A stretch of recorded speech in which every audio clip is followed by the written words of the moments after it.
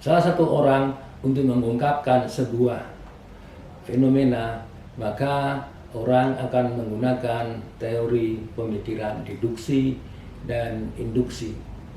Deduksi adalah sebuah upaya orang untuk menerjemahkan kondisi-kondisi yang umum seperti kondisi yang abstrak, general, dan universal menjadi ke sebuah kondisi yang khusus yang bersifat konkret, spesifik, dan lokus. Dengan deduksi, kita bisa melakukan hipotesis terhadap sebuah fenomena. Sementara induksi adalah sebuah upaya orang untuk menyimpulkan kejadian-kejadian empiris dari hal yang bersifat khusus ke hal yang bersifat umum, sebagaimana video berikut ini. Assalamualaikum warahmatullahi wabarakatuh. Saudara-saudara sekalian, kita cermati lagi tentang metode berpikir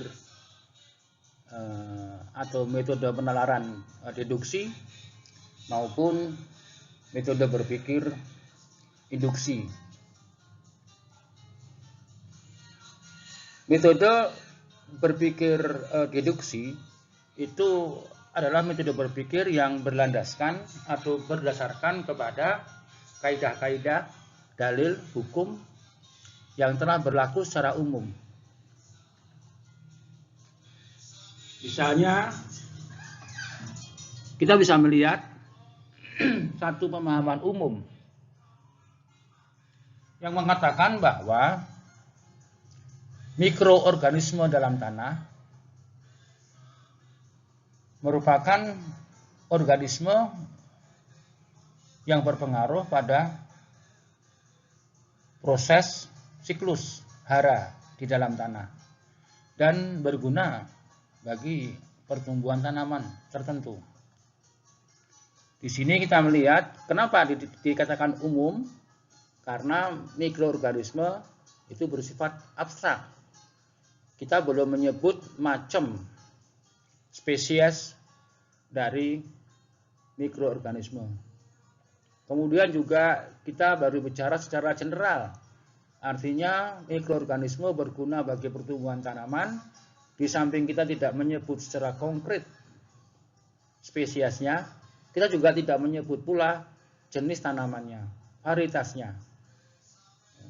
Di mana terjadi? Kapan terjadi? Sehingga bersifat universal. Sehingga seolah-olah pernyataan tadi tidak bergantung kepada waktu dan tempat. Maka dinamakan dengan suatu kondisi yang universal. Atas dasar pemahaman hal tersebut yang berlandaskan kepada kaidah-kaidah hukum, dalil, pendapat yang secara umum telah diterima kebenarannya, kita bisa melakukan peramalan. Namanya peramalan deduksi. Kita bisa melihat bahwa itu bisa kita pakai untuk memberikan pemahaman-pemahaman yang sifatnya itu lebih sederhana pada waktu tertentu dan pada tempat tertentu. Artinya apa? Kita bisa berdasarkan pemahaman-pemahaman tersebut, kita bisa menyusun hipotesis atau menyusun kesimpulan sementara bahwa mikroorganisme memiliki peran yang penting untuk mendukung proses pertumbuhan tanaman. Nah, oleh karena itu kita harus membawa pernyataan tadi ke level yang lebih khusus, yang lebih konkret. Artinya mikroorganisme itu harus disebutkan betul. Apakah dia penambat nitrogen, ataukah dia pelarut fosfat, dan ataukah mikroorganisme yang secara spesifik bisa berpengaruh kepada proses transformasi atau perubahan unsur hara. Misalnya perubahan bentuk dari unsur hara N dari NH4+ amonium, kemudian mengalami proses oksidasi dengan bantuan dari bakteri nitro menjadi nitrit atau NO2 negatif. Kemudian dengan bantuan bakteri Nitrosomonas, ya, NO2- akan berubah menjadi ion nitrat atau NO3-. Ataukah yang lain, misalnya rhizobium yang sangat berguna di dalam proses penangkapan nitrogen dari udara dalam tanah. Ya. Ini berhubungan dengan tanaman-tanaman leguminosa. Ataupun yang lain, misalnya mycorrhiza yang telah terbukti dia akan mengadakan kerjasama mutualistik dengan akar tanaman, sehingga akar tanaman bisa memiliki ketahanan yang lebih baik terhadap ancaman-ancaman kekeringan atau cekaman kekeringan. Saudara-saudara sekalian, di sini kita melihat bahwa bersifat konkret itu mikroorganismenya sudah disebutkan, kemudian spesifik juga apakah mikroorganisme nitrogen penambat N ataukah mikroorganisme di dalam proses perubahan bentuk unsur nitrogen, ataukah misalnya mikroorganisme yang berfungsi di dalam proses meningkatkan pelarutan unsur fosfat dalam tanah, mycorrhiza misalnya. Sangat spesifik. Ya. Tanaman pun juga disebutkan spesifik. Rhizobium tentunya hanya kita hubungkan dengan tanaman-tanaman yang leguminosa, tanaman kacang-kacangan. Sementara tanaman-tanaman non-leguminosa, barangkali penambatan nitrogen ini melibatkan bakteri azoto atau azotobakter dan bersifat lokus, artinya sangat dipengaruhi oleh ruang dan waktu atau tempat dan waktu.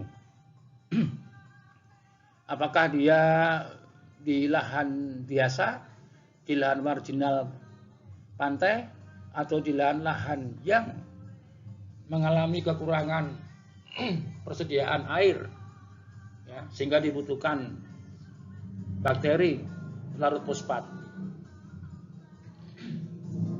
Saudara-saudara sekalian, fakta-fakta yang muncul yang kita dapatkan secara khusus, artinya yang lebih konkret, lebih spesifik, lebih detail, dan dihubungkan dengan ruang dan waktu kejadian, bisa kita induksi, kita generalisasi.